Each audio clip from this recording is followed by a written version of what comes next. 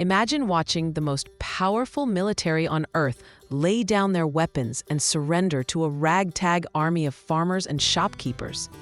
October 19th, 1781.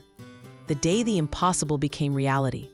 Stay until the end to discover how this single moment of surrender changed the course of human history and proved that freedom is worth fighting for, no matter the odds. It's early October 1781, and British General Lord Cornwallis is trapped. His 8,000 soldiers are pinned against the York River in Virginia, backed into the small tobacco port town of Yorktown. Behind him, the river. In front of him, 17,000 American and French troops are closing in like a vice. For 6 years, the American Revolution has dragged on. Britain has won most of the major battles. They have more soldiers, better training, superior weapons, and the world's most powerful navy. On paper, they should have crushed this rebellion years ago. But George Washington, the Virginia farmer turned general, has refused to quit. Cornwallis thinks help is coming. British ships are supposed to arrive any day to rescue him. He needs to hold out. His men dig trenches, build fortifications, and wait. But what Cornwallis doesn't know is that the French Navy has blocked the river entrance. No ships are coming. No rescue is possible. He's completely, utterly trapped. The siege begins. American and French cannons pound Yorktown day and night. Buildings crumble. Food runs out. Disease spreads through the crowded British camp. Cornwallis realizes the terrible truth. He's not getting out of this. October 17th. After 2 weeks of bombardment, Cornwallis sends out a drummer boy carrying a white flag. The cannons fall silent. The message is simple. He wants to negotiate surrender terms. Think about what this means. Great Britain, the empire that rules a quarter of the world, is about to surrender to a collection of 13 colonies that didn't even exist as a nation 7 years ago. A professional army, the pride of the empire, is about to hand over its weapons to an army that started the war with more hunting rifles than military muskets.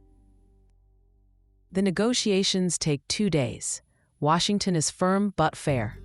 The British must march out with their flags cased, which means rolled up and covered, a sign of total defeat. They must surrender all weapons and supplies. Officers can keep their swords, a gesture of respect. But there will be no escape, no exceptions. Cornwallis is humiliated. He's so ashamed that on October 19th, when the surrender ceremony happens, he doesn't even show up. He claims he's sick. He sends his second-in-command instead.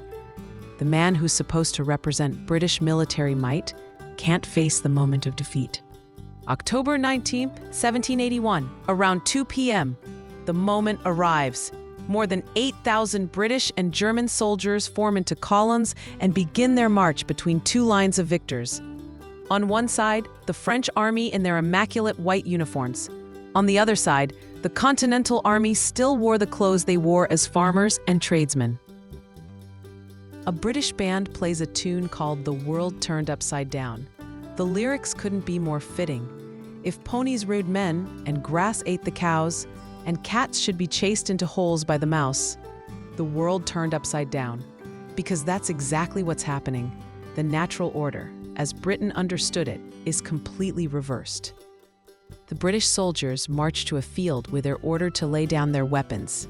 Many of them violently throw their muskets down, trying to break them so the Americans can't use them. They're angry, bitter, and defeated. Some are crying.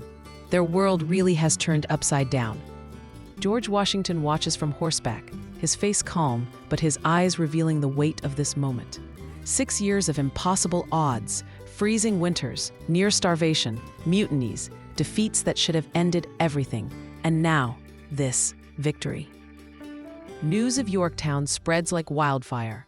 When it reaches London 3 weeks later, the British Prime Minister, Lord North, reportedly throws up his hands and cries, "Oh God, it is all over." The most powerful empire on earth has been beaten by its own colonies. Parliament begins peace negotiations. 2 years later, on September 3, 1783, they officially recognized American independence. The 13 colonies became the United States of America. a new nation built on the radical idea that people can govern themselves, that kings aren't necessary, that freedom is a right, not a privilege granted by those in power. The impact ripples across the world. If America could break free from Britain, what else was possible? Within a decade, the French Revolution begins. Over the next century, independence movements spread across the globe. Yorktown doesn't just end one war. It starts a global conversation about freedom and self-determination that continues today. Today, over 240 years later, the United States stands as the world's oldest continuous democracy. It all traces back to that October afternoon when a British general couldn't face his defeat, and an American general proved that persistence beats power. October 19, 1781, wasn't just about one battle or one surrender. It was about proving that determination can outlast might, that a cause worth fighting for can overcome impossible odds, and that sometimes the most potent weapon isn't a cannon or a musket. It's the refusal to give up. The British thought they'd crush a rebellion. Instead, they witnessed the birth of an idea that would change human history. Freedom isn't given, it's earned. And once earned, it inspires others to reach for the same. What's a moment in your life when you refused to quit, even when everyone expected you to fail? Share your story in the comments below. If this victory against impossible odds inspired you, History Sparks has more incredible stories of courage and triumph waiting for you.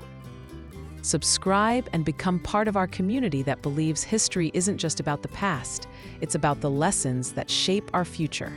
Hit that bell, and let's keep discovering the moments when ordinary people did extraordinary things. Thanks for watching, and I'll see you in the next one.